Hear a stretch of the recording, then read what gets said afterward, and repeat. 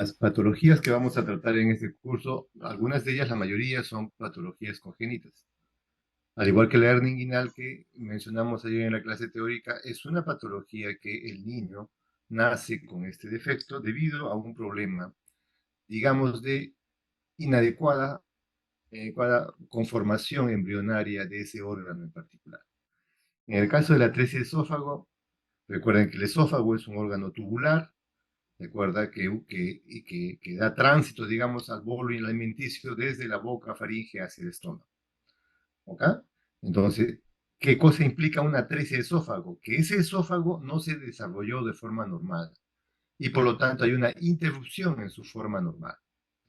Y además de una interrupción, en algunos casos también está comunicado de forma anormal con la tráquea.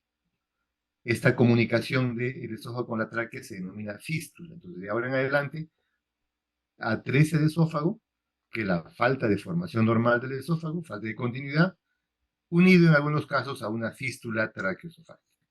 De eso se trata esta patología. ¿Ok? Muy bien. A ver, doctor Linley. Linley, por favor. Da Sí, doctor, presente. cierto, ese proceso.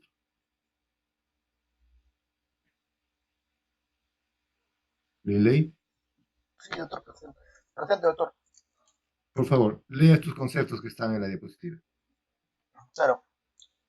Atrofia del esófago, anomalía de falta de continuidad del esófago, con o sin comunicación con la vía aérea. Cuarta semana de gestación inicia diferenciación esófago-traqueal. Séptima semana se completa separación. La atresia de esófago resultaría de alteraciones en la proliferación y apoptosis epitelial, un desequilibrio del crecimiento de los pliegues cráneo-caudales del esófago condiciona a la fístula de atresia de esófago, ¿cierto? F es fístula traqueoesofágica. Ajá, Fístula fístula traqueoesofágica. traqueoesofágica, incompatible con la vida. Resolución se logra con tratamiento quirúrgico. 50% asociado a otra malformación, lo cual determina el pronóstico cardíacas, genitourinarias, Mares malformación anorrectal. malformación anorrectal y músculo esquelético. Un caso por cada 4.000 recién nacidos vivos. Bien. Hay problemas, ¿no es cierto?, en el desarrollo embrionario normal. Desde las primeras semanas del embarazo, cuarta semana, desde el primer mes ya comienzan los problemas, digamos, de diferenciación normal en la conformación del esófago y de la tráquea. De tal manera que los bebitos, en conclusión, por estas fallas embrionarias en su desarrollo normal, nacen con una discontinuidad del esófago y a veces con una comunicación entre la tráquea y el esófago. Miren, estos dibujitos representan de lo que estamos hablando. Por ejemplo, aquí, ven el puntero, ¿no es cierto? ¿Me están siguiendo con el puntero? Sí, doctor. Sí, doctor. Bien. Esta estructura que estoy señalando aquí es la faringe, tráquea, bronquio derecho, bronquio izquierdo. ¿De acuerdo? Está bien conformado. Lo que está a su lado, adyacente, es el esófago. Recuerden que el esófago es un tubo, como el que está aquí. Un tubo que continúa hasta llegar al estómago en el abdomen. Entonces, ¿qué sucede en la atresia de esófago? Por estos problemas de proliferación celular, muerte, en fin, no se continúa de forma normal y está discontinuo. ¿Cómo se llama esta discontinuidad en la formación tubular del esófago? Atresia. Y acaba de leer, ¿no es cierto, Lindley, por qué más o menos se produciría esta malformación? Entonces, lo cierto es que este bebito nace con esta discontinuidad. Entonces, miren, estos tipos 1 al 5 son los tipos más frecuentes de malformación esofágica. Tipo 1, por ejemplo, hay una discontinuidad. En el tipo 2 hay una discontinuidad, pero aquí hay una unión entre el esófago y la tráquea. En la parte bien proximal, justo casi, ¿no es cierto?, por debajo de la laringe. ¿Cómo se llama esta malformación? Atresia de esófago más fístula esofágica proximal. La que sigue, igual hay una atresia de esófago, pero la fístula no está aquí abajo. justo más o menos por la bifurcación de la tráquea en bronquio derecho e izquierdo. Esa bifurcación, ustedes saben, se llama carina traqueal. Bueno, la carina está esa fístula distal. ¿Cómo se llama esta anomalía? Atresia de esófago más fístula traqueoesofágica distal. Esta era proximal, esta es distal. El otro tipo, ¿no es cierto? Hay atresia de esófago más dos fístulas, proximal y distal. Y finalmente, el último tipo, aquí no hay atresia de esófago. El esófago está bien constituido, pero sí hay una fístula que une el esófago con la tráquea. Esto también se llama, ¿no es cierto?, anomalía en H, malformación en H del esófago, porque esta unión más o menos que representa una H, ¿no?, con el esófago. Entonces, de los 5 tipos, el que está pintado en amarillo, como ven, es el más frecuente. Tipo 3 o tipo C, como quieran. 85%, es decir, 8 a 9 niños que nacen, de 10 que nacen con esta malformación, tienen este tipo de atresia de esófago más fístula distal. Entonces, el concepto que le dio Lindley decía es incompatible con la vida. ¿Por qué es incompatible con la vida? El niño no tiene esófago, obviamente no va a poder alimentarse, porque el alimento va a llegar hasta acá y no va a pasar al resto del tubo digestivo para que se pueda absorber y el niño pueda nutrirse adecuadamente. Entonces, estos niñitos, si no son atendidos donde debe ser y demoran mucho en su traslado, obviamente van a morir desnutridos de inanición, deshidratados y todo lo demás, en cuestión de días. Por eso que es incompatible con la vida. Entonces, es fácil entender también en qué consistirá el tratamiento. Obviamente tiene que haber una cirugía que una este proximal con el distal. Y la cirugía también en estos casos tendrá que separar la fístula, ¿no es cierto?, de la tráquea con el esófago. ¿Ok? Como es el más frecuente del tipo C o tipo 3, más vamos a hablar de este tipo, por supuesto, porque es el más. 10 chicos que nacen, 9 casi, nacen con este tipo de malformación. ¿Bien? Muy bien. A ver, doctora Norma, de lectura al caso clínico.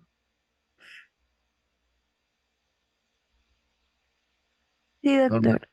vamos. Ah, recién nacido Pretérmino. a pretérmino, de sexo femenino, 36 semanas, de 4 horas de vida. Interconsulta. Interconsulta por cialorrea y dificultad para pasar sonda orogástrica, tos y taquimia. ¿Cuál es el Bien. probable diagnóstico? Muy bien. Entonces, acá tenemos el bebito. Dice 4 horas de nacido, o sea, recién acaba de nacer. Y tiene cialorrea. Y efectivamente en la boquita vemos saliva. ¿Es normal que un bebito recién nacido tenga cialorrea normal? Norma, doctora Norma. No, no, doctor. No, pues no es cierto, porque el bebito produce saliva en la boquita, y se tragada y continuada por la vía digestiva.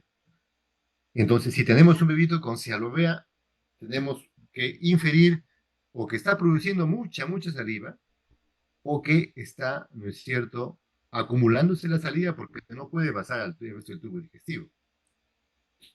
Es que haya un stop, una obstrucción a nivel del esófago, por eso está, ¿no es cierto?, acumulando saliva. Y si este bebito tomase su leche, doctora, ¿qué pasaría? Pensando en la atresia de esófago, ¿qué sucedería? Vamos, doctora, conteste rápido. Sí, no. No podría deglutir, ¿no es cierto? Porque si hay un stop, entonces la leche se regresaría, el niño vomitaría, y lo peor que puede pasar, que se atoraría, porque esa leche, esa saliva podría pasar a la vía respiratoria y producir dificultad, ¿no es cierto? Tos y taquipnea, ¿no es cierto? Se atoraría y tendría una neumonía aspirativa y podría morir por esa infección también. Entonces, todas estas situaciones podrían, ¿no es cierto?, tener este delito. Muy bien, ¿qué cosa es polidramios? ¿Alguno de ustedes sabe qué es polidramios, doctores? Es mucho líquido amniótico, doctor. ¿Dónde está el líquido amniótico? En la placenta. No, en la cavidad En- uterina, ¿de acuerdo? En el útero que alberga al feto, y la placenta también está ahí, ¿no es cierto? Hay un líquido. hay un líquido con el cual el niñito se desarrolla de forma adecuada. Ese líquido se produce en el propio fetito, el líquido ingresa por su boquita, ¿no es cierto? Es dilutido, es absorbido en el tubo digestivo del feto, luego es eliminado por la orina y cíclicamente va dando vuelta, ingresando y saliendo el líquido amniótico propio fetito. Entonces, ¿qué cosa tenemos que inferir cuando hay un acúmulo anormal, ¿no es cierto? Un mayor volumen de líquido amniótico en la cavidad uterina. ¿Qué podríamos decir, doctor César? ¿Qué dice usted?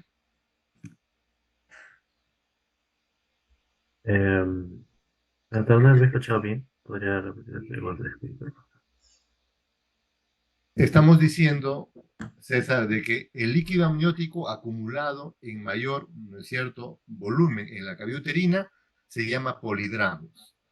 Y hemos dicho que el líquido amniótico ingresa por la boquita, es absorbido en el tubo digestivo, es eliminado por la orina y luego nuevamente vuelve a ingresar por la boquita, tubo digestivo y eliminado por la orina. Y cíclicamente el líquido amniótico, ¿no es cierto?, está equilibrado en un volumen, digamos, normal en la cavidad uterina. ¿Por qué estos bebitos tendrían polidramus? ¿Cuál sería la razón? Esa es la pregunta. Porque habría una alteración que evita que el líquido amniótico sea eliminado por medio de la orina. Pero ¿cuál sería, pues, de qué patología estamos Ah, tratando? bueno, entonces sería la atresia esofágica. ¿Qué pasaría con la tres esófago en este caso? ¿Por qué habría polidramus?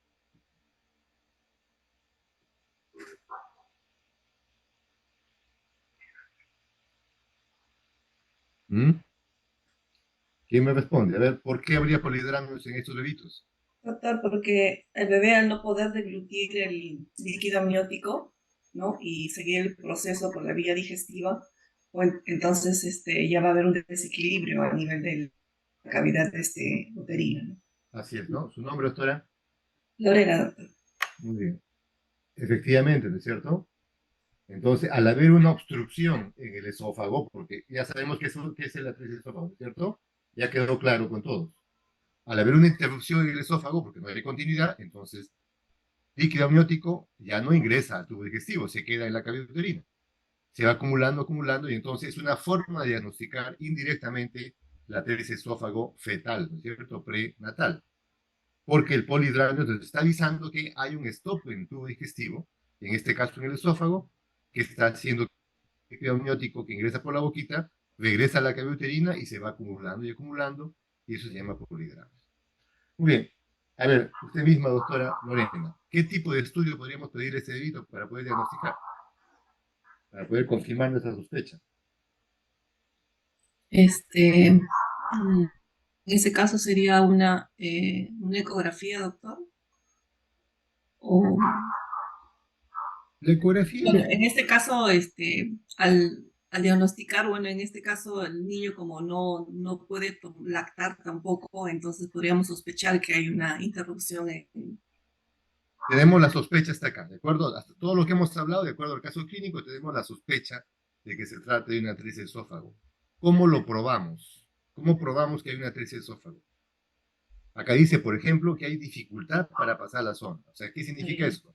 Que la enfermera ingresa una sonda por la nariz y esa sonda se mide para que llegue hasta el estómago, pero no llega a su destino, se queda a la mitad del camino. Y con eso tenemos casi ya, ¿no es cierto?, nuestra sospecha casi confirmada. Pero ¿qué estudio podríamos pedirle para poder corroborar la sospecha? Doctor, ¿podría ser la radiografía? Una radiografía, ¿no es cierto? Efectivamente. Entonces, en la radiografía, nosotros contraste a la sonda y vamos a ver que la sonda, como está aquí, no progresa hasta el estómago. Lo normal es que la sonda ingrese por la boquita o la nariz, se traslade por la orofaringe, pase hacia el esófago y llegue la sonda hasta el estómago. ¿De acuerdo? Una sonda orogástrica o nasogástrica. ¿Qué pasa? ¿Ubican esto, Lorena? ¿Que se da la vuelta? Doctor, sí se ve. Muy bien.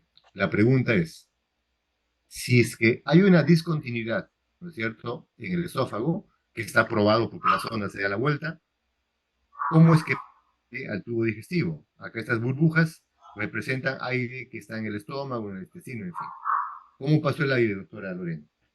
Sí, doctor, debe haber una fístula a la Una parte fístula. final, ¿no? Entonces, ¿cuál de estos tipos sería la 13 que estamos hablando? En el 3, en el tipo 3. ¿En cuál más? Ah, podría ser también en el 4, ¿no? Porque En el también 4, ¿no es cierto? Exactamente. Entonces, miren, mi puntero va a señalar por dónde ingresa el aire. Ingresa el aire, respira el bebito, ingresa al tubo respiratorio, laringe, tráquea, parte se va al pulmón derecho, otra parte al pulmón izquierdo, y otra parte debe irse por este conducto, que es una fístula, hacia el estómago y resto del intestino. Igual en el tipo 4. En el tipo 1 y el tipo 2, doctora Paola, ¿pasará el aire al tubo digestivo o no? En el tipo 1 y 2. Paola. No, doctor. Paola, ¿Sí? ¿Sí, doctor? ¿Me escucha? no pasa, ¿no es cierto? Porque no No, hay no pasa. fístula. Se queda aquí. Pasa al pulmón, pero ya no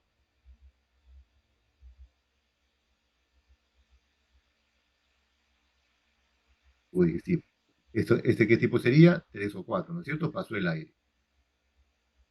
¿Cómo se vería en el tipo 1 y 2?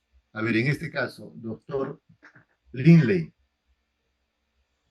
tipo, acá está la 3 esófago, mire, la sonda llegó hasta aquí y no progresa. Aquí no vemos nada de aire en el abdomen, no hay ninguna burbuja radiolúcida, todo está opaco. ¿Qué representa eso? Que no pasó el aire al tubo digestivo. ¿Qué tipos, doctor, en la clasificación tendrían este tipo de radiografía con abdomen en blanco? Doctor, sería la 1 y 2 y 4. 1 y, uno No, y 4, 2. 1 y La, 2, ¿no? Los 5, perdón. 5 no, ¿no? la 5, pero la 5 tiene esófago, doctor. Sí, sí, sí. 1 y 2, doctor. ¿Cuál? 1 y 2. 1 y 2. Entonces quedó clarísimo, ¿no es cierto? Muy bien. Entonces, ¿en qué tipos pasa el aire? Fácilmente vemos la clasificación, 3 y 4. ¿Por qué? Porque la fístula es distal. Pasa a los pulmones, pero también pasa a través de la tráquea por la fístula al tubo digestivo. En cambio, la 1 y 2, aquí no hay comunicación. O sea, no hay forma de que pase el aire a este esófago distal. Se queda todo en los pulmones y también se queda aquí en el esófago proximal, ya no pasa al tubo digestivo y las placas las vamos a ver como vemos aquí. Abdomen, silencio abdominal, no pasa nada de aire. Muy bien. Miren, esto es una traqueoscopía, una broncoscopía. Se introduce un broncoscopio, ¿no es cierto? Un tubo rígido a través de la laringe. Y miren, aquí están los arcos traqueales anteriores. Aquí abajo, la carina es la, ¿no es cierto?, bifurcación de la tráquea en dos tubos, bronquio izquierdo y bronquio derecho. Acá vemos otro orificio con asterisco. Vamos a preguntarnos qué cosas puede ser eso. En esta fotografía igual, la carina en el centro, bronquio izquierdo, bronquio derecho, y aquí hay otro orificio. Los orificios anormalmente, ¿no es cierto?, dispuestos. ¿Qué será, doctora Norma? ¿Qué cree usted que sea?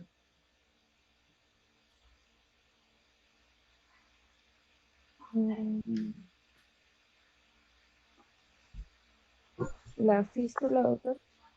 Exactamente, la fístula distal. O sea, la fístula que estamos hablando. A ver, denme un segundo, voy a consultar el teléfono, ya, por favor, un momentito.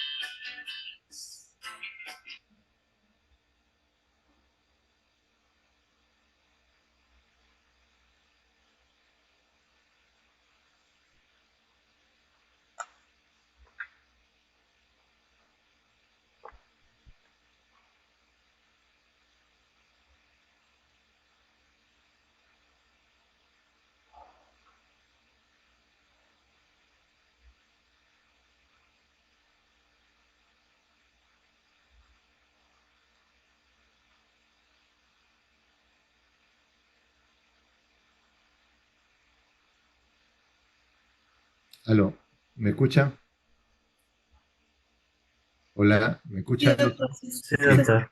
Entonces estábamos diciendo que este orificio, la fístula, esta fístula distal, que está al lado de la carina, es la fístula que estamos viendo en la broncoscopia. ¿Ah? Entonces así se ve, es casi mira del diámetro de un bronquio. ¿Ah? Suele ser ancho, ¿de acuerdo? Entonces, en esta otra fotografía, otra broncoscopía, miren, aquí está la creación de bronco izquierdo y bronco derecho y aquí no hay orificio. Pero por aquí, en esta orificio está señalando una pequeña cicatriz. Entonces, es una broncoscopía de un niñito que fue operado antes de una fístula proximal. Una atresia del esófago más fístula proximal. ¿Sería qué tipo? Sería del tipo 1. Perdón, del tipo 2 probablemente. De esto, ¿no es cierto? Entonces, así se vería la cicatriz ya una vez operada, ¿no? ¿Por qué proximal? Porque está bien lejano de la carina, ¿no? La fístula distal está más o menos a la altura de la carina. Doctor, disculpe una pregunta. Muy bien, ¿Podría... ¿qué hacemos con estos deditos? Hemos diagnosticado, ya sabemos que la atresia del esófago, ¿no es cierto?, se presenta clínicamente con cialorrea, dificultad respiratoria, el niño se puede aspirar.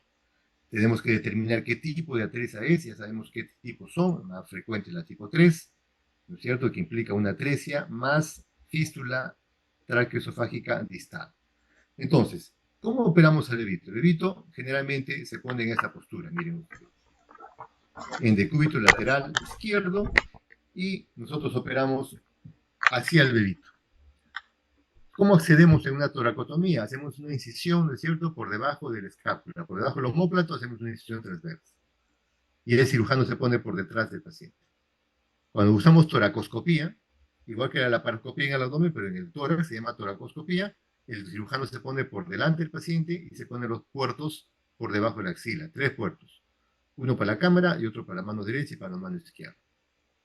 Entonces, estos son los pasos, ¿no es cierto?, que seguimos para operar una atresia esófago, más fístula traqueoesofágica distal, que ya sabemos que es la más frecuente. ¿No es cierto? Entonces, vamos a ir paso por paso qué es lo que vamos a hacer.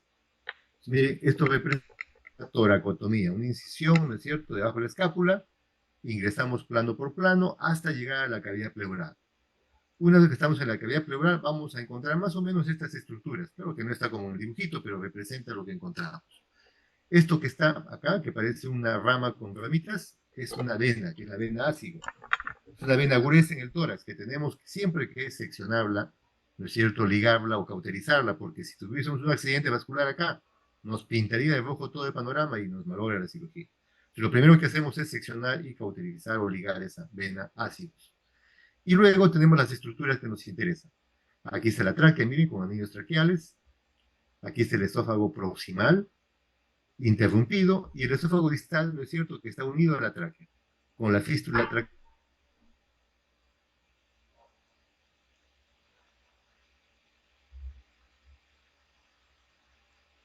Estamos cortando la fístula, miren. La fístula, recuerden que une la tráquea con el esófago distal. Cortamos y ya tenemos el esófago distal abierto y cerramos nuestra tráquea con puntos separados con hilo no reabsorbible. Una buena sutura.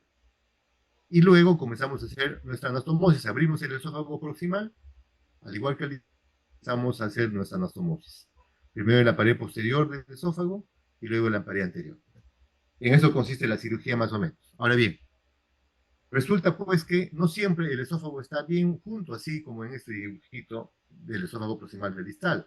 A veces están más separados, con 3, 4 centímetros de separación. Entonces, esos esófagos, cuando están muy separados, se llaman long gap, por el inglés, ¿no es cierto?, que son separación larga, digamos, de los esófagos.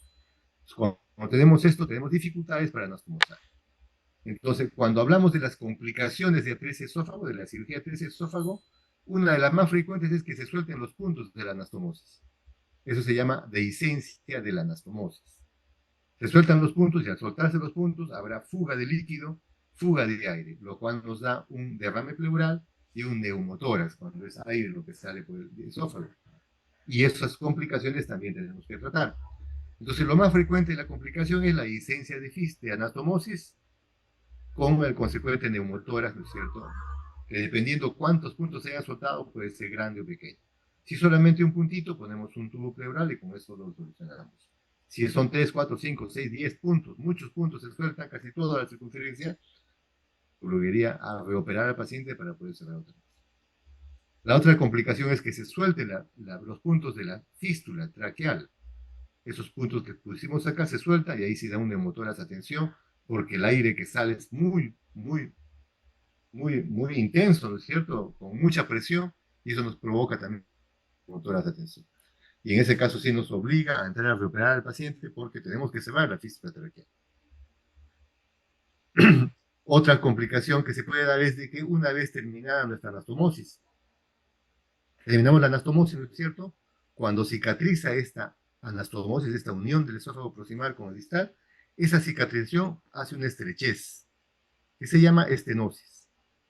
Entonces, cuanto más dificultad hemos tenido para poder suturar, hacer nuestra anastomosis, más posibilidades que la cicatriz sea pues mala, ¿no? Y se estreche esto completamente. Y tenemos una estenosis de esa anastomosis que puede ser muy severa. Y cuando es muy, muy severa y no pasa nada por acá, es por esa estenosis, ¿no es cierto? Nos obligaría a hacer otra cirugía que se llama reemplazo. Porque al no funcionar nuestra anastomosis, porque está totalmente cerrada por la cicatrización anómala, entonces tendríamos que hacer un reemplazo del esófago. ¿Y qué hacemos en ese caso? Llevamos el estómago hacia arriba o el colon hacia arriba para que haga las veces, reemplace la función esofágica. Entonces el alimento pasaría por el colon o por el estómago. Esa cirugía se llama reemplazo de esófago debido a estenosis severísimas de la anastomosis. ¿Ok? Miren, acá por ejemplo, hay una reoperación del esófago porque hubo dehiscencia de la anastomosis, seguramente una gran dehiscencia, entonces nos obliga a reoperar al paciente. Y aquí estamos viendo el esófago proximal con el distal, ¿no es cierto? Uniéndolo otra vez con esta anastomosis, puntos separados. Endoscopía, habíamos dicho que el cirujano se pone por delante del paciente. Miren, esta es la forma en que se ponen los puertos. El puerto del centro es para la cámara, el de abajo, el inferior es para la mano izquierda y el superior para la mano derecha. Entonces, estas son las estructuras del esófago proximal, el distal, la fístula y la tráquea. Vamos con estos instrumentos laparoscópicos, la cirugía. Miren acá, por ejemplo, en esta primera foto, estamos disecando la fístula traqueoesofágica. El esófago distal unido a la tráquea. En la siguiente fotografía estamos disecando el esófago proximal. ¿Ya? Acá ya hemos hecho un huequito y por acá sale la sonda. Y luego que tenemos tanto abierto el proximal como el distal, hacemos nuestra anastomosis en un término terminal. Entonces recuerden que cuando están casi juntos, ¿no es cierto? Es fácil hacer. Pero cuando están muy separados, cuando hay long gap esofágico, entonces es más difícil. Eso nos obliga a no hacer la anastomosis en una primera cirugía, sino a veces en una segunda, en una tercera, aproximando, ¿no es cierto?, esos extremos para que se estire el esófago y podemos en una segunda o tercera cirugía terminar la anastomosis. Todos esos detalles que ver en este asunto. Entonces, ya hablamos de las complicaciones de dehiscencia de anastomosis, neumotora, y saben qué es, dehiscencia de la fístula traqueoesofágica, estenosis esofágico, ¿no es cierto? Ya saben que es la estrechez de la anastomosis, y también tenemos estas otras patologías que es el reflujo gastroesofágico. ¿En qué consiste eso? Como para poder hacer la anastomosis, jalamos el esófago distal, entonces a veces el esófago abdominal sube hacia el tórax y eso produce que el contenido del estómago refluye hacia el tórax, hacia el esófago torácico, y eso produce un reflujo gastroesofágico, que al hacer contenido ácido del estómago, produce más inflamación en la anastomosis y más estrechez, más estenosis también. Es un círculo vicioso. Muy bien, entonces, ¿cómo opinamos las estenosis de esófago? O sea, las estrecheces del esófago después de operado. Así, miren, ven acá, no sé si pueden ampliar su imagen, acá el esófago se está pasando el contraste y acá hay una estrechez. Por acá otra estrechez, vamos a ver otras fotografías. Bien, acá por ejemplo, esófago. Acá está la estrechez y aquí pasa, sigue pasando el resto del esófago y el estómago. ¿En qué consiste entonces el tratamiento de estas estrecheces, de estenosis esofágica?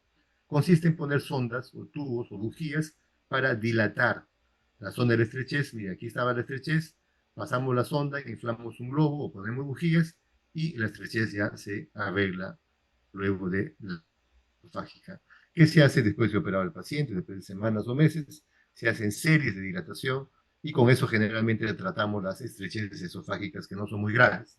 Las que son muy graves tenemos que reoperarlas, ¿no es cierto?, en algún caso, porque al no ya funcionar el esófago, porque está muy estrecho, entonces tenemos que hacer nuestros reemplazo de esófago con otro segmento intestinal que podría ser colon o estómago que reemplaza al esófago.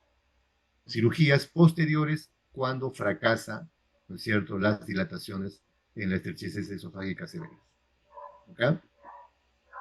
Miren otras plaquitas, aquí igual, miren esta estrechez, por ejemplo, es un esófago bastante dilatado acá, la estrechez, que pasa poco contraste y acá hay una pequeña fuga por la dehiscencia de la anastomosis. ¿Ven? Acá una ramita que se ve, ¿eso qué significa? Que ha fugado un poco el contraste, pero poco a poco se va a cerrar, sin necesidad de operar cuando es solamente un puntito o dos puntitos de la dehiscencia de anastomosis, entonces generalmente se cierra solo, sin necesidad de operar. Acá igual había otra estrechez, y generalmente las tratamos con dilataciones como hemos quedado. Muy bien, ¿alguna pregunta, doctores? ¿Alguna pregunta sobre atresia esófago? ¿Algo que todo quedó claro? ¿Alguna cosa Doctor, podían imaginar? Sí, doctor, adelante, adelante.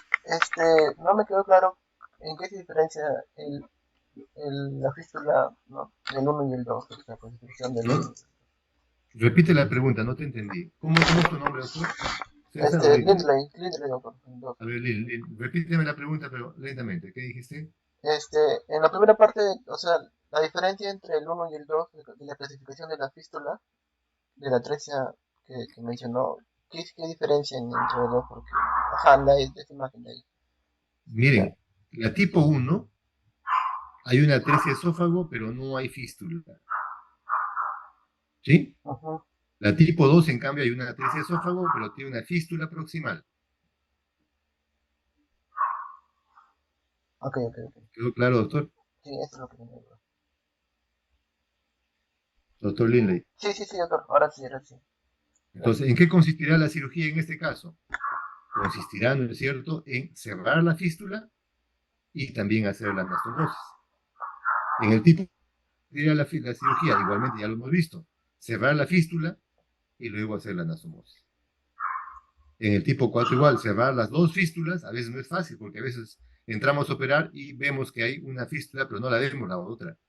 Por eso, a veces en estos pacientitos sería recomendable, no se hace siempre recomendable, antes de operar al paciente, hacer una broncoscopía para poder detectar cuántas fístulas hay, porque a veces podemos encontrar el tipo 4, ¿no es cierto? Pensamos que es el tipo 3, que solamente hay una fístula, y al no hacer la broncoscopía no detectamos esta otra fístula proximal. Y la dejamos así, obviamente va a tener problemas, ¿no es cierto? Porque va a pasar el alimento de la vía digestiva a la tráquea, y eso nos va a provocar problemas de aspiración de neumonía. Entonces, la recomendación es, antes de hacer la cirugía, deberíamos hacer la broncoscopía.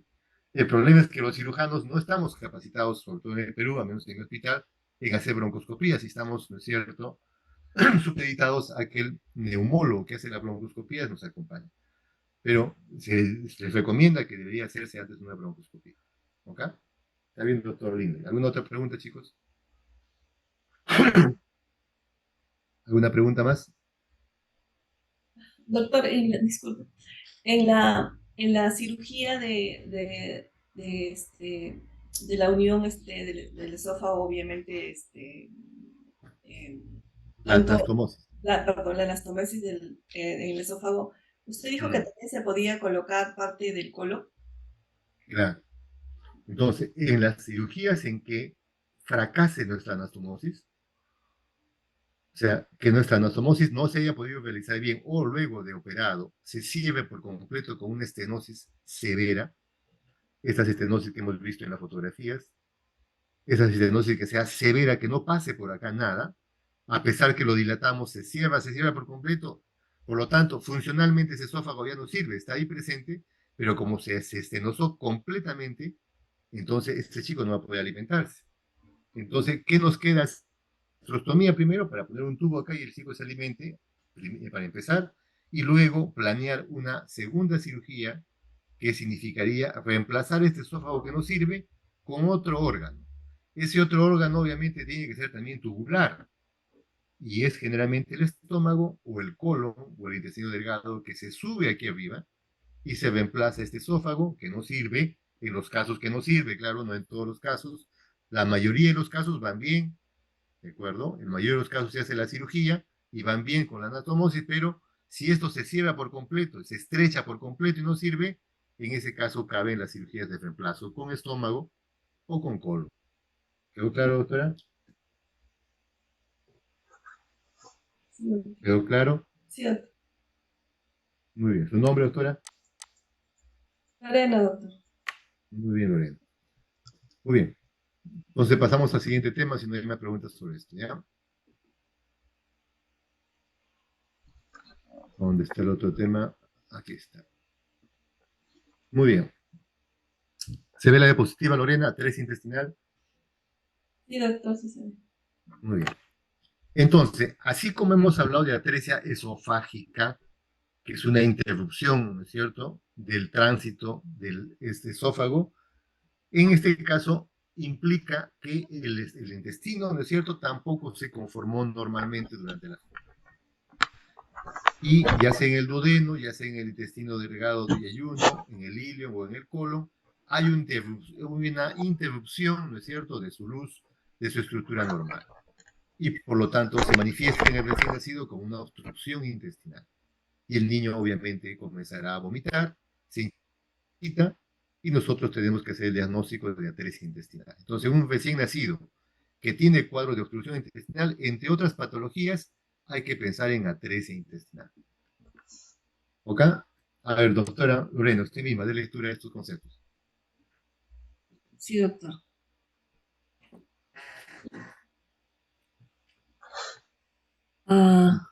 Atresia duodenal, etiología. Dandler en 1900, hipótesis de desarrollo duodenal. En la sexta semana hay proliferación epitelial, ocluye la luz tubular.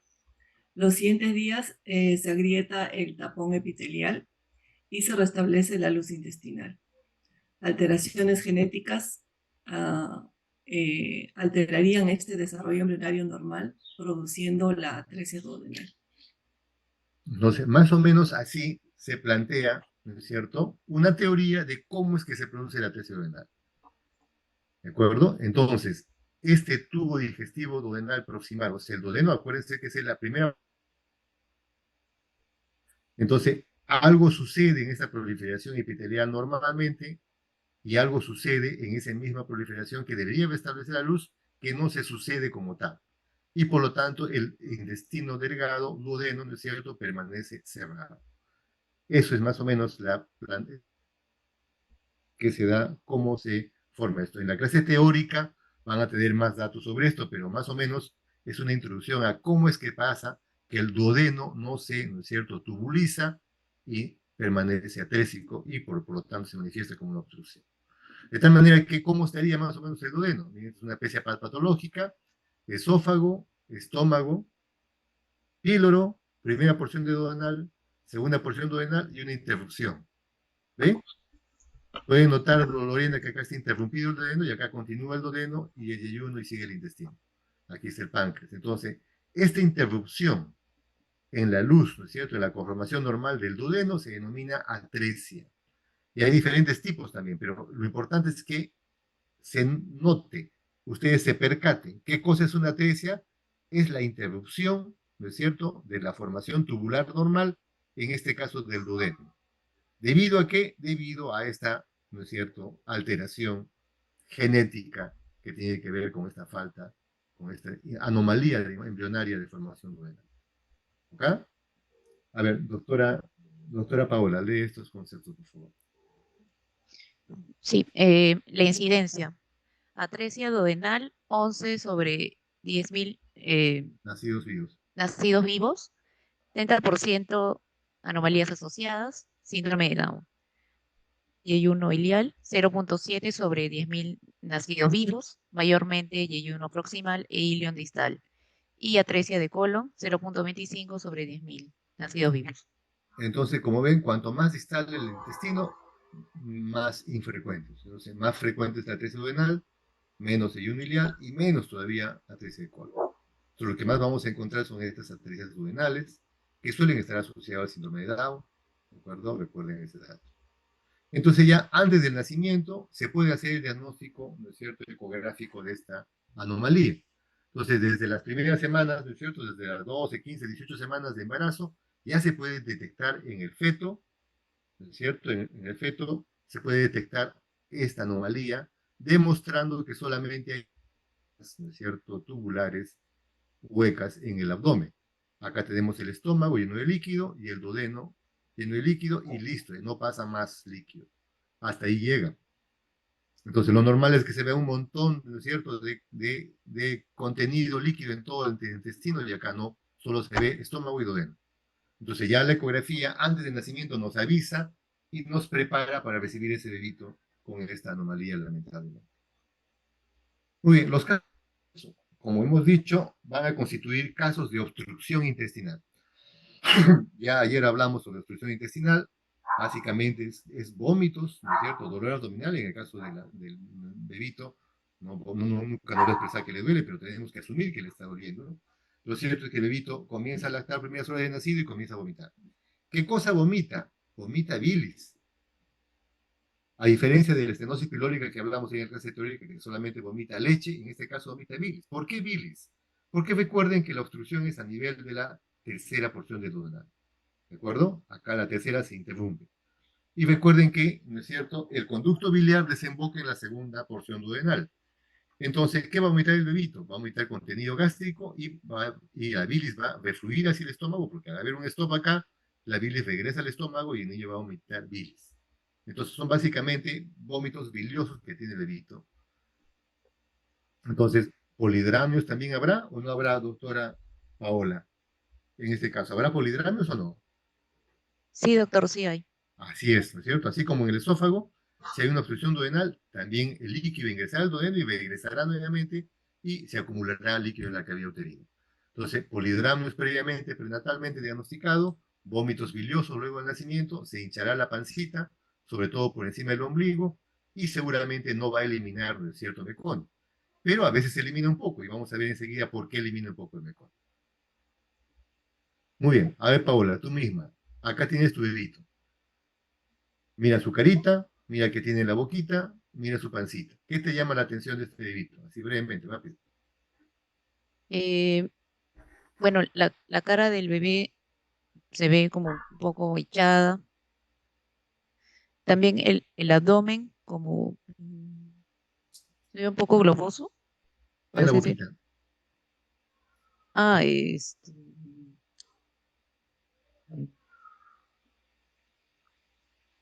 ¿Qué tiene en la boca? ¿Ves ese tubo o no? sí, doctor. Tiene una sonda. Una sonda, muy bien. ¿De qué color está la sonda? Ah, mm,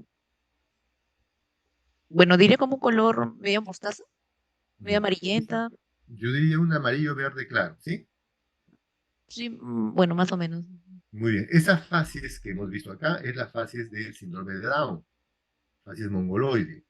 Miren los ojitos, los pabellones auriculares, ¿no es cierto?, con implantación baja, fases abotagada, típicas fases del síndrome de Down. Muy bien, esta es la radiografía, doctora Paola. ¿Qué le parece la radiografía? Acuérdate cómo veíamos la placa radiográfica en atresia esofágica cuando pasaba todo el aire al abdomen. Acá, ¿qué cosa ves? ¿Qué distingues?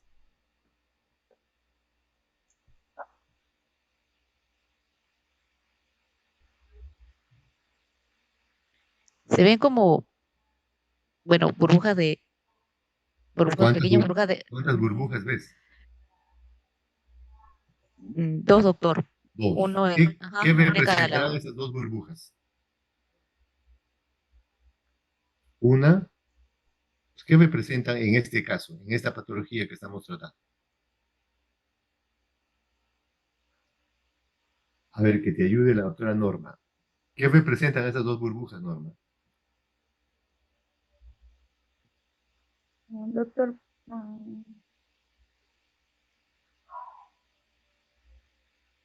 ¿De qué patología estamos hablando, Norma? de A3 intestinal, doctor. Atresia duodenal, para empezar. Duodenal. ¿Qué representa esto? Estómago, píloro, duodeno, hasta la segunda porción. Y hay un stop. Esta raya que está acá representa un nivel hidroaéreo. ¿Por qué hay un nivel hidroaéreo? Porque hay una obstrucción. El aire sube para arriba y el líquido está acá abajo. Una obstrucción. No hay pasaje al resto del intestino. Normalmente, ¿cómo se ven los intestinos en una radiografía del ser humano? Un montón de chiquitas distribuidas en toda la cavidad abdominal hasta el recto.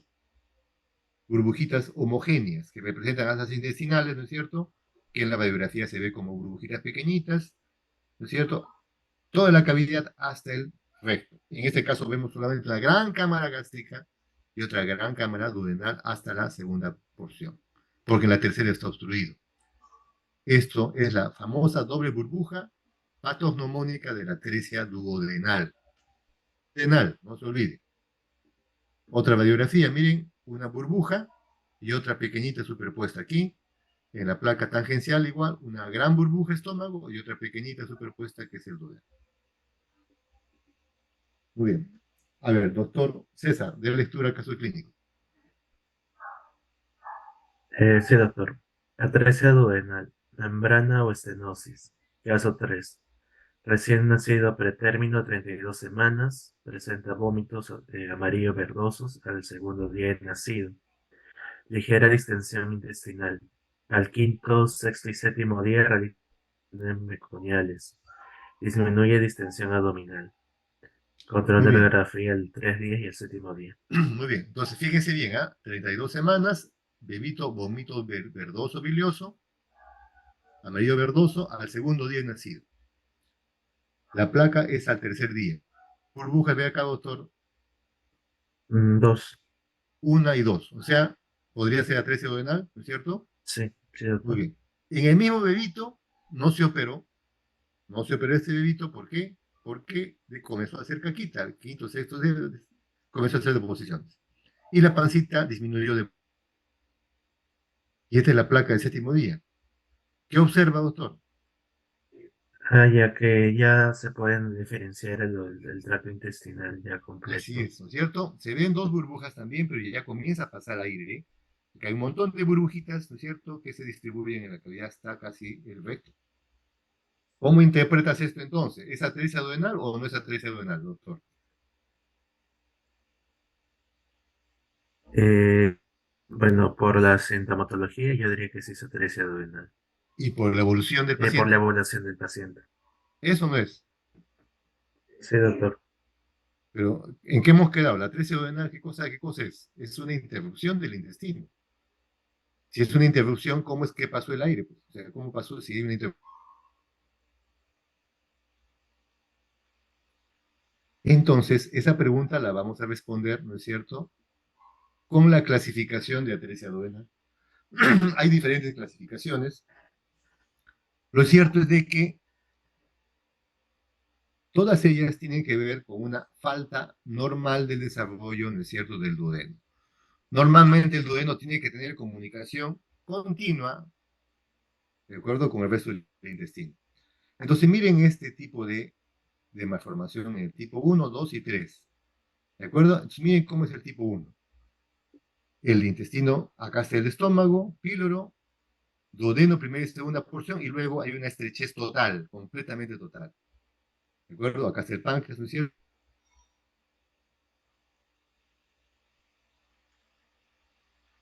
Y venosis duodenal.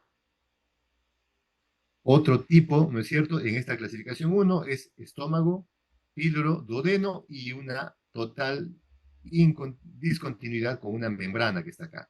Hay una membrana que continúa el tubo duodenal estrecho. Acá, en el tipo C, igual mi estómago, duodeno, primera, segunda porción y una membrana, pero con un huequito. ¿Logran ver esto, doctor Linley? Que en esta membrana hay una pequeña fenestra con una ventanita chiquita. ¿Se ve o no se ve? Sí, sí, doctor. Sí se ve, muy bien. Tipo 2, eso es el tipo 1 en 3 subtipos. Tipo 2, duodeno y una estrechez total completamente fibrosa, un cordón básicamente. Y luego sigue el duodeno por acá, cuarta porción, y luego sigue el yeyuno, que está, ¿no es cierto?, con luz, pero totalmente estrecho. Pero acá hay un cordón fibroso que no tiene luz, o sea que hay un stop total, una obstrucción total. Finalmente el tipo 3, la discontinuidad total. Acá se interrumpe por completo y acá continúa el duodeno y ayuno, ¿no es cierto?, como el esófago, completamente interrumpido. Entonces, ¿cómo explicamos este caso clínico? Lo explicaríamos con el tipo A, 1A, o con el tipo 1C, que comienza a pasar, se llena el estómago y duodeno y luego comienza a pasar gota, gota, gota, gota al resto del intestino. Igual por acá, por esta membranita, con una ventanita, pasa gotita a gotita y comienza.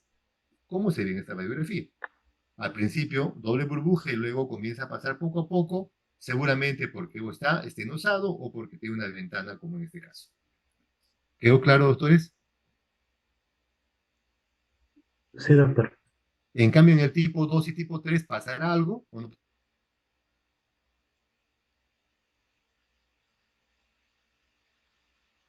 ¿Qué dices, César? ¿En el tipo 2 y 3 pasará? No, ¿Sale doctor. líquido? No, pues no pasa absolutamente nada. Se queda aquí, porque no hay comunicación. Acá hay un cordón fibroso y acá hay una interrupción total. Y en este caso la membrana no tiene hueco de nada. Pues tanto en el tipo A, 1A y 1C podría pasar, como en el caso clínico que nos ha leído César. ¿Ok? Muy bien, ¿cómo operamos? ¿Cómo tratamos estas malformaciones? Entonces, ¿cuál será el tratamiento quirúrgico? Al igual que el esófago consistía en unir, ¿no es cierto? El proximal con el distal. Igual en el duodeno, el objetivo es unir el extremo proximal dilatado con el extremo distal completamente estrecho. Entonces, hay una asimetría, una desproporción. Esto puede medir tanto como 15 centímetros y esto podría medir 1 o menos de 1. Se pueden imaginar, ¿no es cierto?, cómo podría ser esta anastomosis. Entonces hay artificios quirúrgicos, plastías, ¿no es cierto?, que se tiene que hacer para poder lograr unir y hacer una buena ventana y una buena comunicación. Por ejemplo, en esta cirugía de Kimura se hace una incisión transversa en la parte proximal dilatada y en la parte distal, ¿no es cierto?, estrecha, longitudinal. Y se une el punto A con B con el punto A con B acá, y de tal manera que se hace una boca más o menos grande. Y se logra unir ya con una ventana, ¿no es cierto?, aceptable.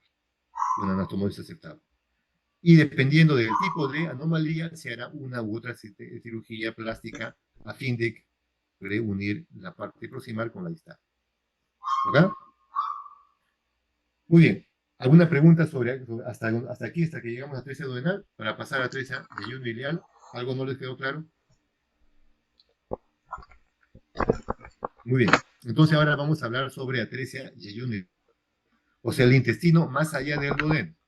Recuerden que el duodeno tiene 4 porciones, luego del estómago, primero, segunda, tercera y cuarta porción, y de ahí hay una angulatura, que es el ángulo de 3, y luego sigue el yeyuno. Entonces, acuérdense que la atresia duodenal era la más frecuente, y luego sigue en frecuencia la atresia yeyuno ileal. O sea, lo que el duodeno es el yeyuno y el ilio. Y tiene otro tipo de etiología. Otras teorías que expliquen por qué se produce la atresia yeyuno ileal, y generalmente tiene que ver con un problema de flujo arterial.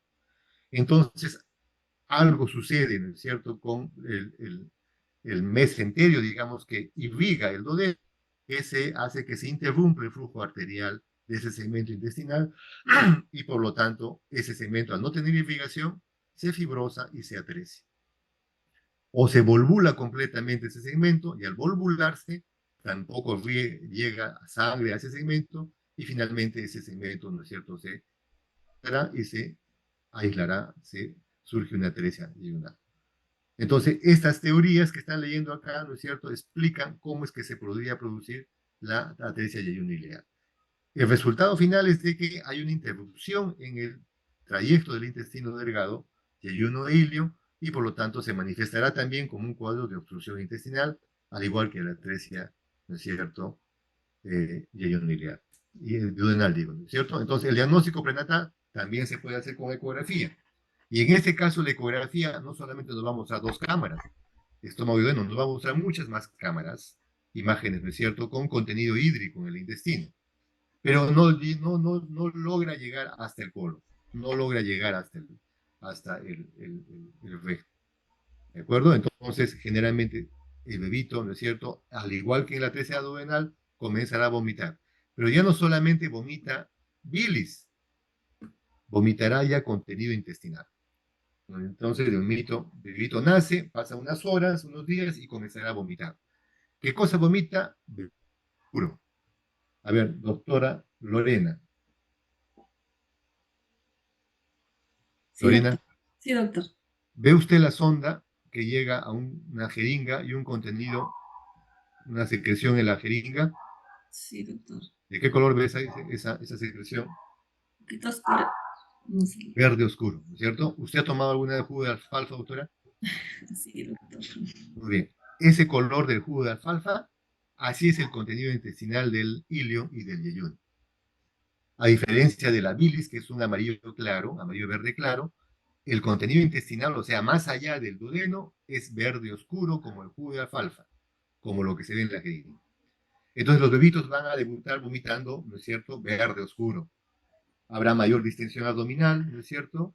Y el bebito, obviamente, si no se opera, poco a poco, hasta puede perforarse el intestino por la gran distensión que ocurriría. ¿Ok? Entonces, ¿qué tipo de estudio le pedirías, Lorena, para poder hacer el diagnóstico a este bebito?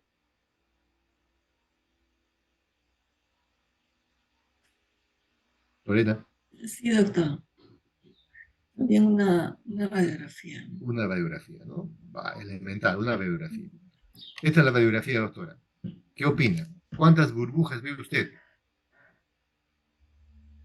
Está del estómago, duodeno, pero yo no sé ver el color. 1, 2, 3. No, sí, Bastantes burbujas, ¿no es cierto? sí. Recuerden, la distinción entre 3, atresia 4. duodenal. Atresia duodenal solamente vemos dos burbujas, porque es estómago y duodeno. En cambio, en atresia y ayuno ileal, dependiendo la altura de la obstrucción, vamos a encontrar 3, 4, 5 burbujas o muchas más todavía. Si es el yeyuno proximal, encontraremos unas cuantas burbujas. Si es el ilion distal, ya llegando al colon, vamos a encontrar muchas. Lo cierto es que hay una obstrucción de yeyuno y ilion y por lo tanto la placa vamos a verla más o menos así o más o menos así. ¿Ok? Definitivamente nuestra atresia duodenal debe ser más allá del duodeno. ¿Vemos? Vemos distensión intestinal con niveles hidroaéreos más allá del duodeno, por lo tanto hay una obstrucción intestino, ¿no es cierto?, distal. Ya no es el duodeno, es más allá del duodeno. Entonces, miren, hay tipos también de atresia yeyuno-ileal y colon, ¿de acuerdo? Entonces estos tipos, ¿no es cierto?, representan tanto yeyuno, ilio y también el colon. Entonces, miren cuántos tipos hay. 1, 2, 3, A y B. O sea, el tipo 3 tiene dos subtipos y finalmente el tipo 4. ¿Ok? Cuanto más proximal, más frecuente. Más frecuente el yeyuno que el hilo. Y el hilo más frecuente que el colon. ¿Ok? Recuerden ese dato. Entonces, ¿cómo vamos a ver los tipos? Habíamos dicho que son 4 tipos, pero el 3 tiene dos subtipos. El tipo 1, como miren este dibujito, vemos el intestino delgado. Miren, la parte proximal dilatada. Este colorcito representa que tiene luz. Y la parte distal totalmente fibrosada, un cordón fibroso, ¿de acuerdo? Que no tiene luz. Así es el tipo 1. El mesenterio que irriga, ¿no es cierto? No tiene malformación, está normal. Tipo 1. Tipo 2. Proximal dilatado. ¿Se entiende por qué proximal es dilatado, ¿no es cierto? Porque si hay una obstrucción acá, llega el líquido y comienza, obviamente, el intestino a distenderse y distenderse poco a poco. Entonces puede haber una simetría, digamos, de 10 a 1, más incluso a veces porque el proximal es bien dilatado y el distal es bien estrecho generalmente. Entonces el tipo 2, miren, es un cordón fibroso y luego continúa el intestino estrecho, pero ya con luz también. Y el mesenterio está normal, tipo 2.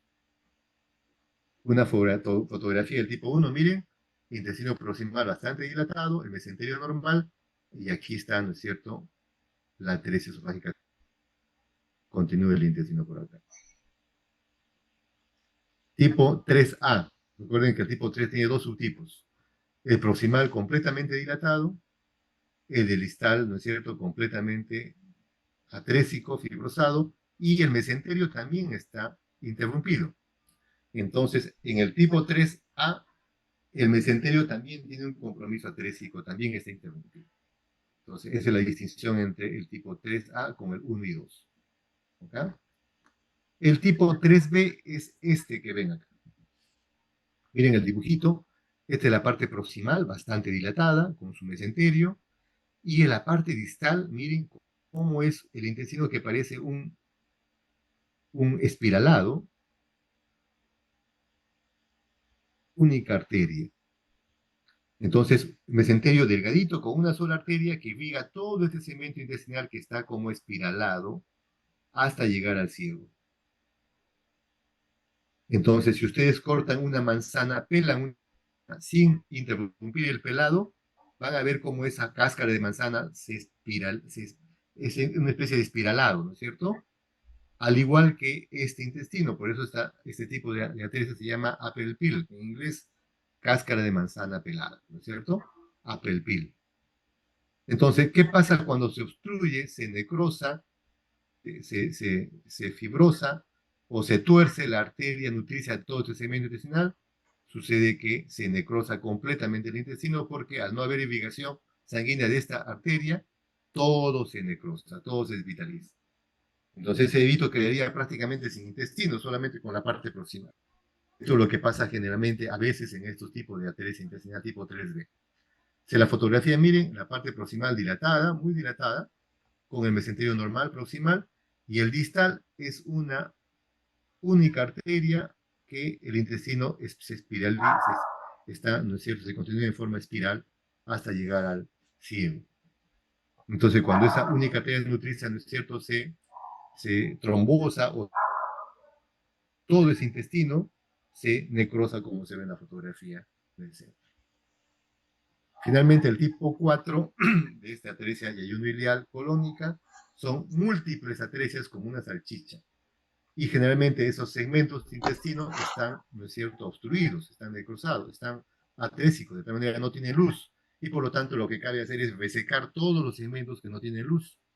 Y generalmente el intestino se queda pequeñito y por lo tanto estos bebitos con atresia tipo 4 es B, cuando se pierde intestino van a quedar con un intestino corto y posteriormente, ¿no es cierto?, van a quedar con una insuficiencia intestinal, que van a ser dependientes de nutrición parenteral, con una evolución y un pronóstico muy malo, lamentablemente.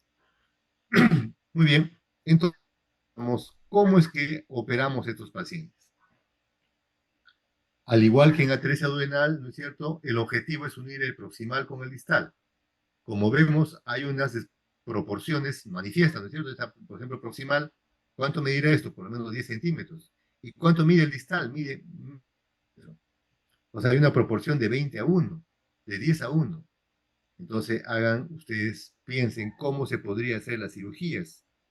Hacer una anastomosis de esta parte tan dilatada con esta parte tan estrecha va a ser bastante difícil. Y vamos a tener un cuello de botella, ¿no es cierto? Como una gran congestión vehicular de una que de pronto termine en una callecita, en un pasaje. Entonces, lo mismo pasaría aquí. Entonces, para eso hacemos unas cirugías plásticas, unas enteroplastías, que implica reducir el segmento proximal, como ven acá, se corta un parte de la pared intestinal proximal, o como se ve acá, de tal manera que la luz del intestino se reduce considerablemente y podemos empatarla con la parte distal. Y más o menos quedaría así, el segmento proximal ya, ¿no es cierto?, reducido en su diámetro, y lo unimos a la parte distal que era normalmente bien estrecha. Podemos aumentar también el calibre haciendo una pequeña incisión por acá. Pero lo importante es, ¿no es cierto?, distal y reducir el proximal para poder lograr hacer la anastomosis que queremos hacer. ¿Ok? Preguntas, doctores. ¿Alguno tiene alguna pregunta?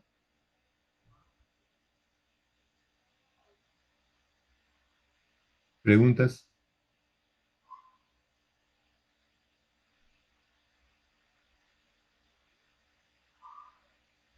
¿No hay preguntas? Muy bien. Vamos a hacer un tema más.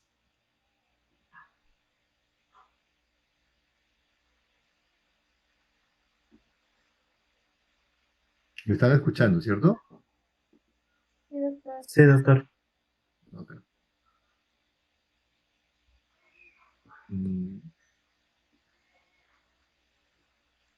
Muy bien. ¿Ven la diapositiva, doctores? Onfalocele y gastrosquisis.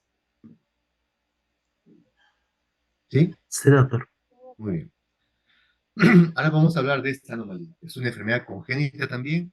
Consiste en que la persona que nace con esta patología, con estas patologías, ya sea onfalocele o gastrosquisis, nace con las vísceras expuestas fuera de la cavidad abdominal. ¿De acuerdo? Más o menos se ve así. El onfalocele es esto de aquí y la gastrosquisis es esto de acá. Entonces, el niño nace con un orificio en la cavidad abdominal que permite la salida de las vísceras herniadas al exterior. En el caso del onfalocele nace con una cobertura, con una membrana que cubre las vísceras completamente, y en el caso de la gastrosquisis nace con las vísceras sin membrana. Esa es la distinción principal. ¿Ok? Ahora vamos a ver de qué se trata cada una de ellas. Muy bien, a ver, doctora Norma, de lectura a onfalocele en Susalo, por favor. Paso, concepto por concepto. Ya, doctor. Onfalos. Es un defecto de la pared abdominal central que permite la herniación de una o más vísceras, sean intestinos, hígado, vejiga, estómago y genitales. Están incluidos en un saco de 3 membranas: peritoneo, gelatina de Wharton y amnios, cordón umbilical. En cuanto a la incidencia, se da en 1 en 4.000 a 6.000 nacidos. También tiene una alta asociación a otras anomalías genéticas y cromosomiales y problemas sindrómicos que determinan el pronóstico. Bien, entonces miren, esta anomalía tiene esta membrana que cubre todas las vísceras y es la misma membrana que son los componentes del cordón umbilical. Es decir, el onfalocele tiene la cobertura, ¿no es cierto?, de las mismas capas que tiene el cordón umbilical.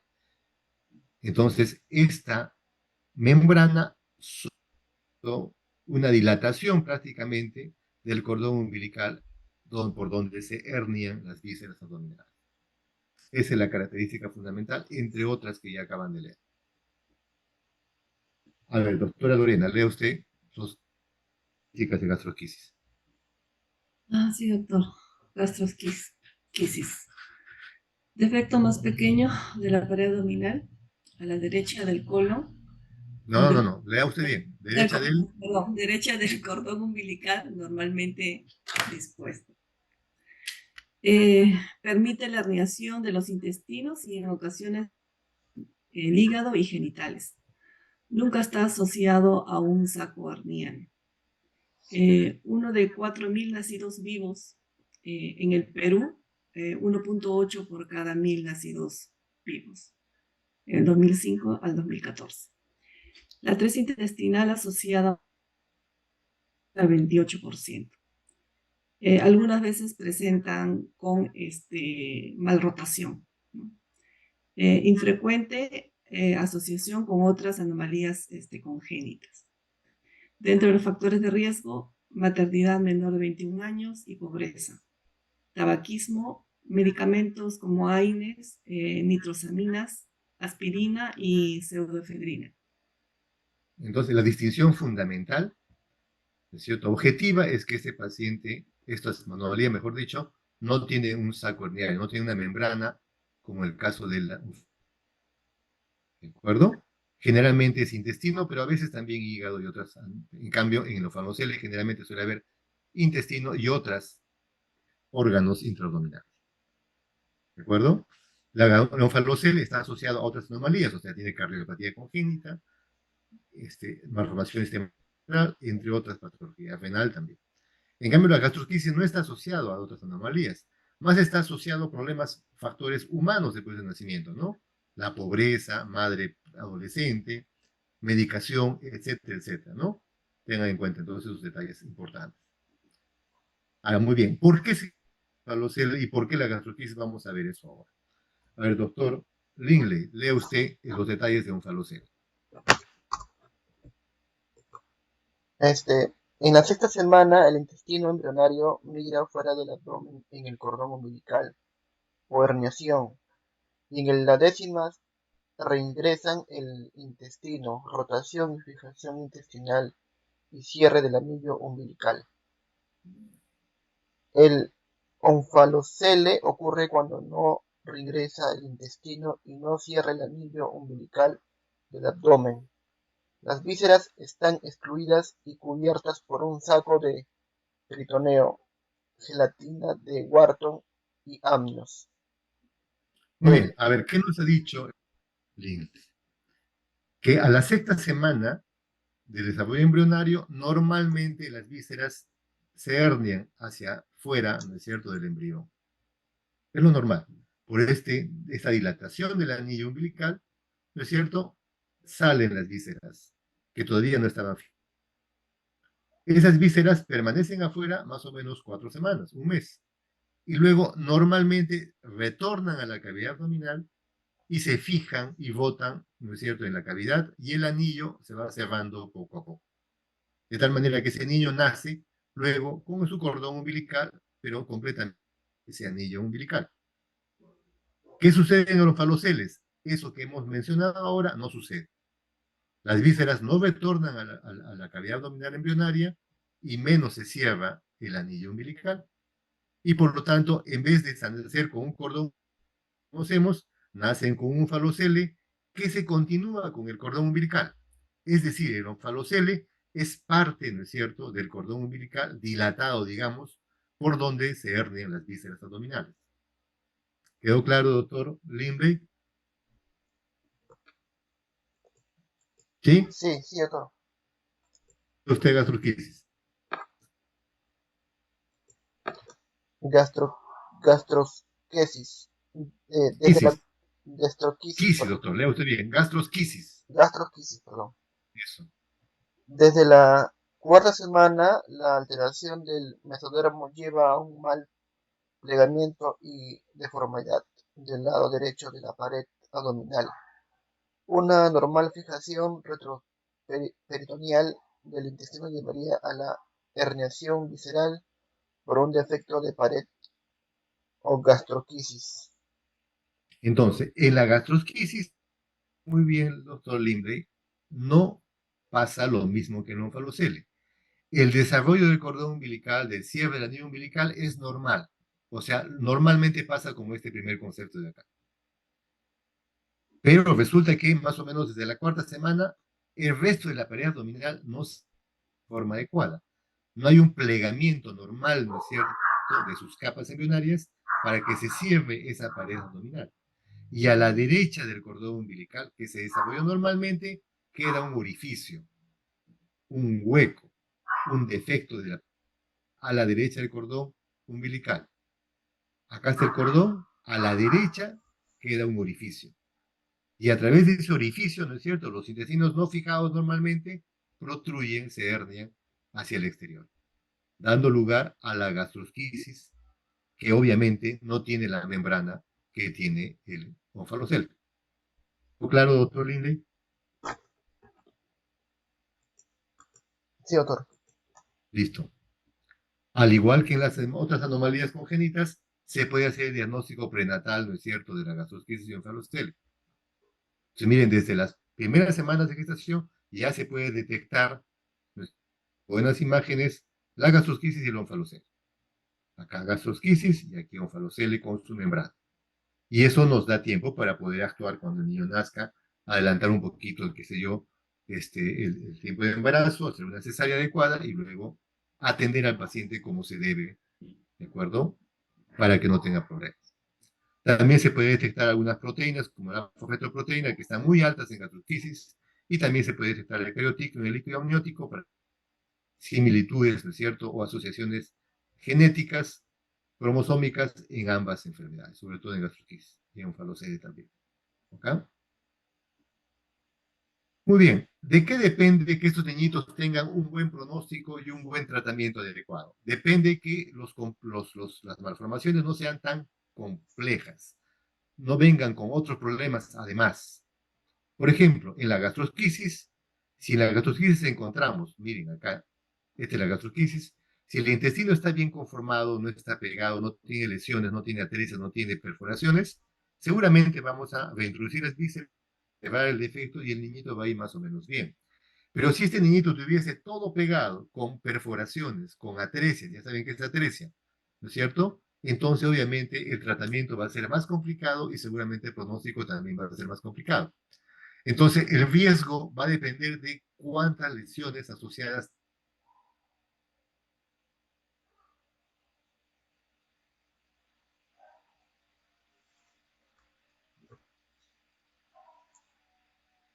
tiene inflamaciones, ¿no es cierto? Probablemente el tratamiento va a ser más difícil y el pronóstico también, porque va a requerir una, dos, tres cirugías, probablemente el chiquito. En cambio, si no tiene estos, ¿no es cierto?, concomitancias, estas lesiones concomitantes, probablemente muy bueno y el tratamiento va a ser exitoso. En el caso del onfalocele, ¿de qué va a depender? De que no tenga otras anomalías asociadas. Recuerden que el onfalocele está asociado, valga la redundancia, a otras anomalías. Cardiopatía, sistema nervioso central, nefropatía, problemas de esófago, intestino. Si no tiene anomalías asociadas, va a ser más o menos bueno. Pero si tiene una cardiopatía, obviamente esa cardiopatía lo va a enfermar, la morbilidad va a estar presente y el paciente no se va a recuperar bien como cuando no tiene estas enfermedades. Si solamente, digamos, es onfalocele y no tiene extensiones hacia el tórax o hacia la pelvis, si solamente no muy grande, entonces también va a tener buen pronóstico. Si el onfalocele está extendido hacia el tórax y hacia la pelvis, seguramente va a tener también un pronóstico pobre. Y finalmente, si el onfalocele se rompe, ¿no es cierto? La membrana esta del onfalocele se rompe al nacimiento, que prácticamente implica una gastrosquisis, también va a tener muy bueno seguramente. ¿Ok? Muy bien. A ver, solamente visto desde acá. A ver, doctora Lorena, ¿usted qué piensa? ¿Cuál constituye una emergencia quirúrgica? O sea, tenemos que actuar inmediatamente nacido el niño. ¿Un onfalocele o una gastrosquisis? A una gastrosquisis, doctor, ¿Por qué usted cree eso, doctora? porque está expuesto, doctor. Exactamente. Muy bien, Lorena. Entonces, si al estar expuesto las vísceras, esto va a entrar en hipotermia, porque a no tener una cobertura, no tener pared abdominal cubriendo, los intestinos se van a enfriar, el chiquito se va a enfriar, va a ser hipotensión y se puede morir en cuestión de horas. Y en segundo lugar, al estar expuesto se va a infectar, va a entrar en sepsis y se va a morir también después de 1 horas y días. Entonces, la gastroscopia de emergencia quirúrgica porque tenemos que rápidamente cubrir las vísceras y reintroducirlas lo más rápido que se pueda. Pero eso va a depender de cuántas vísceras están afuera. Si es un pequeño defecto con grandes vísceras, obviamente el continente que va a recibir no va a estar preparado para recibir este gran contenido. Pronto no podemos hacerlo en una primera instancia. Entonces tenemos que poner bolsas para poder cubrir, evitar la hipotermia y la infección y luego introducir poco a poco las vísceras como vamos a ver enseguida. En cambio, el onfalocele, tener su cobertura, no implica una emergencia quirúrgica, están cubiertos por esas membranas y podemos dar nuestro tiempo para planear una buena cirugía. Muy bien. A ver, doctora Paola, de lectura a estos conceptos de tratamiento quirúrgico. Cirugía. El objetivo es reintroducir las vísceras a la cavidad abdominal, pero evitando la lesión intestinal y o aumento de la Presión intra. presión intraabdominal. Exploración e inspección para determinar la lesión simple o compleja. Opciones quirúrgicas. Cierre primario. Tomar en cuenta la presión intraabdominal mayor a 10 a 15 miligramos de mercurio. Poner silo. Silo es una bolsa que cubre las vísceras, por si acaso. Es una bolsa cobertora. Muy bien, sigue.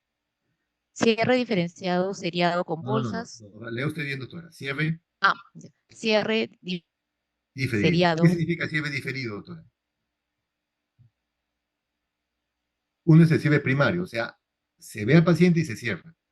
Diferido será que se cierra después, pues. Se prolonga, se posterga el cierre. Sigue usted. Ya, con bolsas o cintura. Mejor manejo de la presión intraabdominal y extubación es más temprana. Gastrosquisis más atresia. Diferir cirugía o realizar una ostomía proximal para iniciar alimentación precoz. Es decir, si la gastrosquisis está acompañada de atresia, ya sabemos que es atresia intestinal, ¿no es cierto? No debemos cerrar por completo en una cirugía primaria. Más bien hacer una ostomía, ¿no es cierto? O esperar que baje el edema, ¿no es cierto? Y luego recién hacer el tratamiento del cierre definitivo. ¿Ok? Muy bien. Entonces, ¿en qué consiste este cierre diferido, este cierre posterior, secuencial, progresivo? Miren, esta es una gastrosquisis, acá vemos nítidamente el hígado, vaso, intestino delgado. Miren, casi todo está acá. La cavidad abdominal está pequeñita aquí. Entonces va a ser casi imposible ingresar todas estas vísceras herniadas a la cavidad abdominal que está tan pequeñita. Es obvio de entender eso. Entonces por eso ponemos bolsas, ¿no es cierto?, que vísceras, y en eso consiste la cirugía de emergencia. Entonces miren, estas bolsas son bolsas manufacturadas, Recuerda, tienen dos aros en sus extremos, se llaman Alexis, pero podemos poner cualquier otra bolsa, una bolsa de colectora de orina, pero siempre que esté, pues obviamente estéril, ¿no es cierto? Entonces se pone la bolsa, ven aquí, se va, ¿no es cierto?, presionando aquí en la parte, ¿no es cierto?, apical de la bolsa, en la parte cefálica de la bolsa se va apretando, apretando con diferentes formas de presión, y con esto hacemos que progresivamente ingresen las vísceras amplias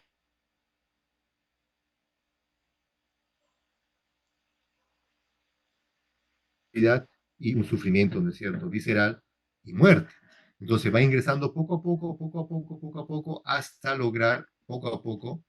Miren acá, por ejemplo, como estaba aquí, las vísceras totalmente. Acá tenemos estómago, un poco de vejiga, intestino delgado, parte de colon. Introducimos poco a poco y casi en un cierre primario logramos poner todo. Miren, esta es la bolsa de Alexis que les mencioné. Pusimos primero el aro, estos aros, un aro va dentro de la cavidad y el otro va afuera. Entonces hemos puesto un aro dentro de la cavidad y luego introducimos las vísceras poco a poco y queda así. Pusimos el estómago, la vejiga y queda así. Y luego una segunda, ¿no es cierto?, intervención quirúrgica, puede ser 2, 3, 4 días después, logramos introducir por completo, miren acá, acá está todo, luego poco a poco se va progresando hasta llegar casi, casi al nivel de la pared abdominal. Y luego cerramos con puntos y de tal manera que queda más o menos así. Y tan bonito, ¿no? A veces hay que hacer incisiones un poquito, ampliar la incisión para poder lograr las vísceras, quedan incisiones más grandes, ¿no? Pero más o menos quedaría así. Eso en la medida que el paciente no tenga una anomalía compleja, porque si el paciente tenía atresia, si tenía perforaciones y otro tipo de lesiones, obviamente el riesgo aumenta y ese paciente tenemos que operar una y otra vez. Si hacemos una ostomía por acá, tendríamos que cerrar la ostomía, una cirugía posterior, y así. Entonces va a depender si el defecto, ¿no es cierto?, la anomalía es simple o es compleja. Cuando es simple, entonces la cosa va bien, como en este caso, por ejemplo, ¿no? Que va bien, este chiquito ya está comiendo a estas alturas, porque no otros daños, otras lesiones complejas que hacían complejo la anomalía, ¿ok? En el caso de la onfalocele, este es un onfalocele no muy grande, con su membrana de gelatina de Wharton, amnios y peritoneo, ¿no es cierto?, las tres capas. Miren, podemos reducirlo de forma primaria o, si es grande, podemos estas láminas y poco a poco estos bajalenguas van presionando para reintroducir las vísceras secuencialmente en un procedimiento diferido. Hasta llegar al RAS y luego llegar al RAS cerramos con puntos lo que quedó ahí de defecto. ¿Ok? Pero también a veces hacemos tratamientos conservadores. ¿Qué implica un conservador? En el caso del onfalocele, permitir que la membrana que cubre se seque, se escarifique, como se ve aquí, y la piel poco a poco comienza a crecer para cubrir completamente el defecto y luego hacer, ¿no es cierto?, cirugías, ¿no es cierto?, y a estos grandes defectos herniarios que son prácticamente ventraciones naturales. De tal manera que, por ejemplo, esta niñita, ¿no es cierto?, miren cómo queda con su ventración totalmente epitelizada, con piel, comenzó seguramente así, y luego, al no poder reintroducir todo, queda finalmente con esta eventración, ¿no es cierto?, secundaria a la onfalocele, y aquí se necesitaría cirugías de ventroplastía, separación de componentes, poner mallas, dependiendo de cada caso, para lograr cerrar esta gran eventración que tiene esta niñita secundaria al onfalocele. ¿Ok? Muy bien, el caso clínico. A ver, doctora Paola, de lectura del caso clínico.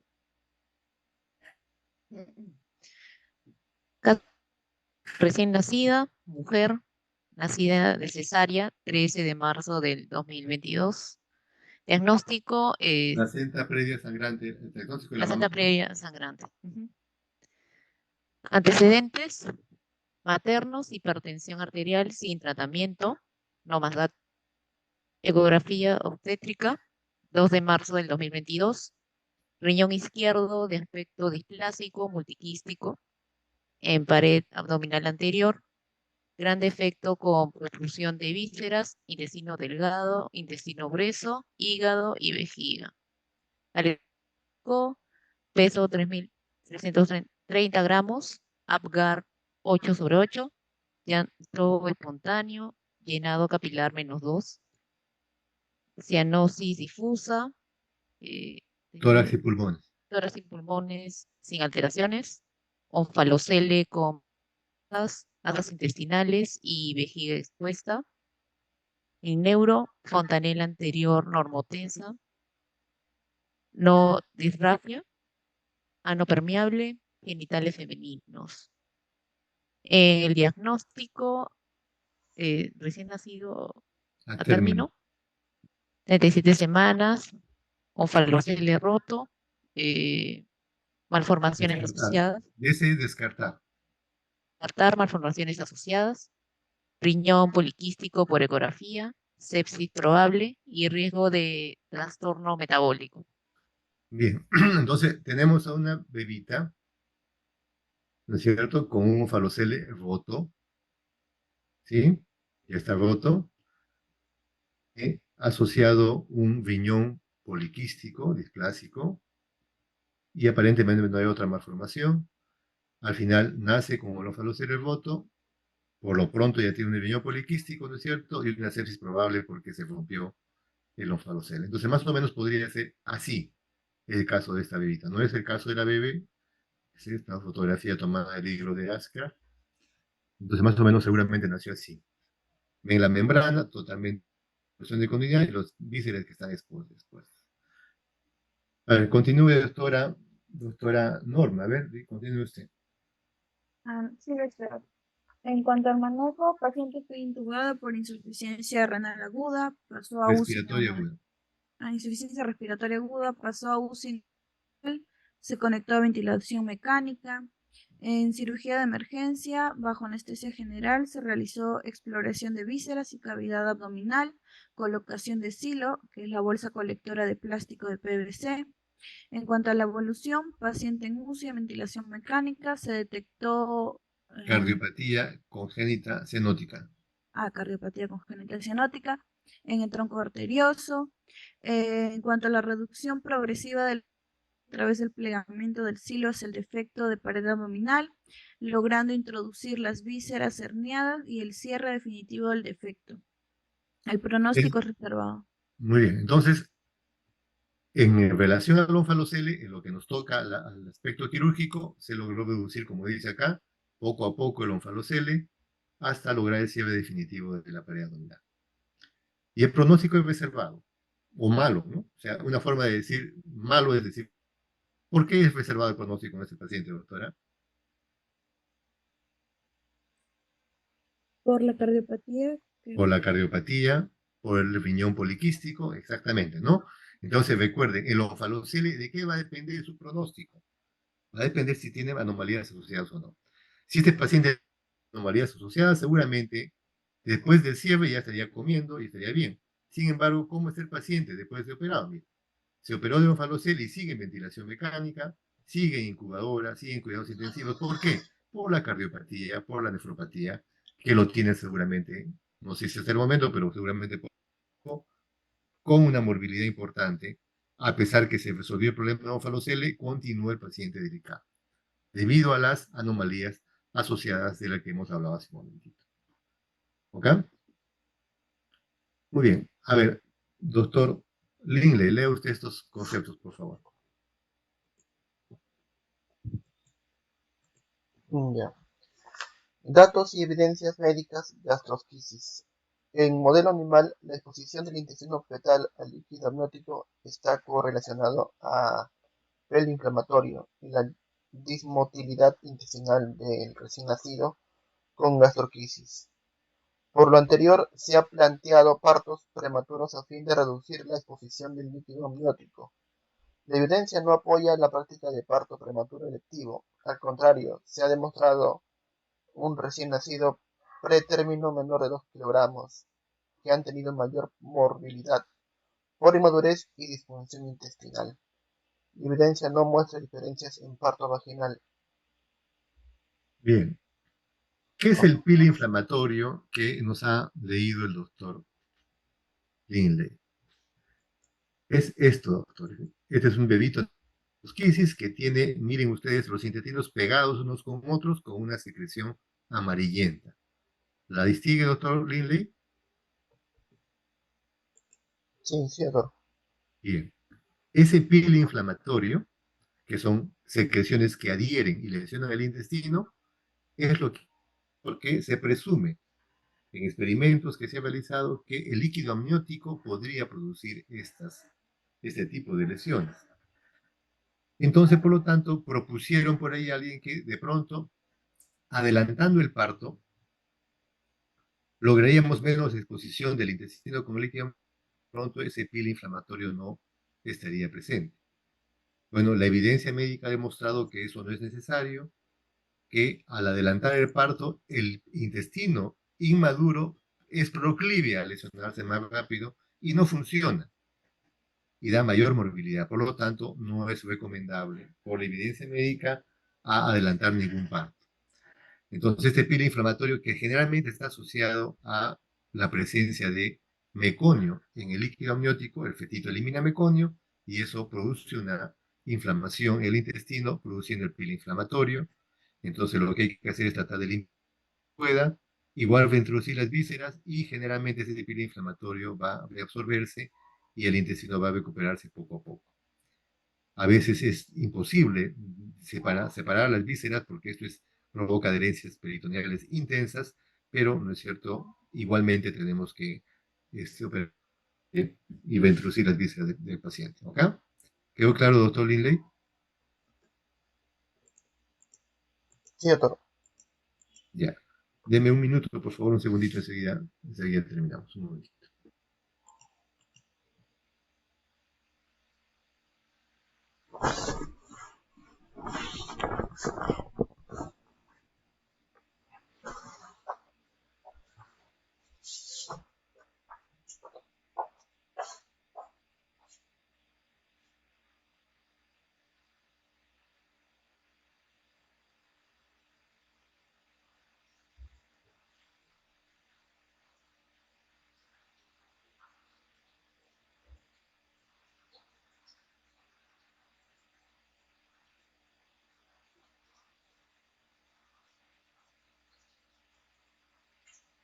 Bien, ya estoy de vuelta.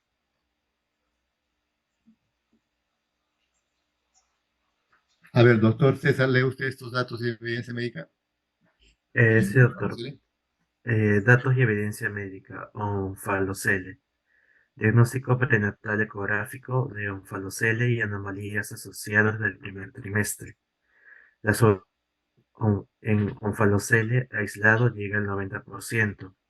Con anomalías cardíacas el pronóstico y supervivencia es malo.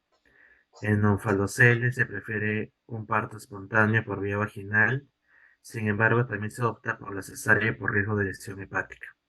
Bien, está claro, ¿no es cierto? Entonces, en general preferimos la cesárea, ¿no? Porque un parto natural es traumático y podría lesionar las vísceras herniadas, tanto en onfalocele como en gastrocrisis. Así que yo creo que, a pesar que en este caso la evidencia no diferencia uno de otro, yo preferiría, sinceramente, un parto por cesárea. Muy bien, pregunta, doctores. ¿Alguna pregunta que no?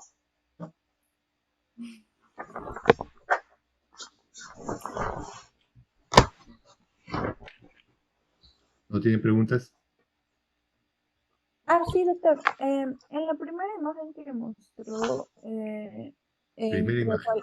en ofalocele con gastroschisis, sí es solamente por la imagen, pero también una característica clínica una anterior, podría ser de que en la gastroschisis, o sea, en la imagen se ve los intestinos más dilatados, más grandes, Ujú. y esto también podría variar en cuanto al pronóstico. Claro, pues porque miren, hemos dicho, cuando lo leyó Lindley sobre, ¿no es cierto?, el pili inflamatorio, ese pili inflamatorio produce esta dilatación intestinal. Entonces el intestino está dilatado y no es funcional. ¿De acuerdo? En cambio, miren, en los falocel, las vísceras no están así.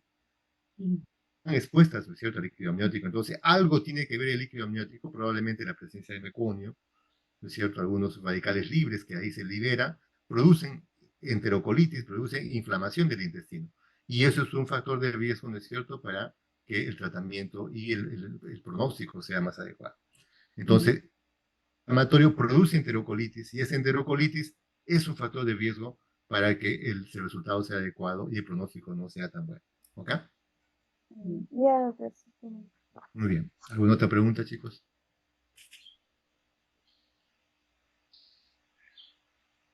Listo, muy bien. El día de mañana, a las 9 de la mañana, está programada el seminario. Por favor, estén presentes todos.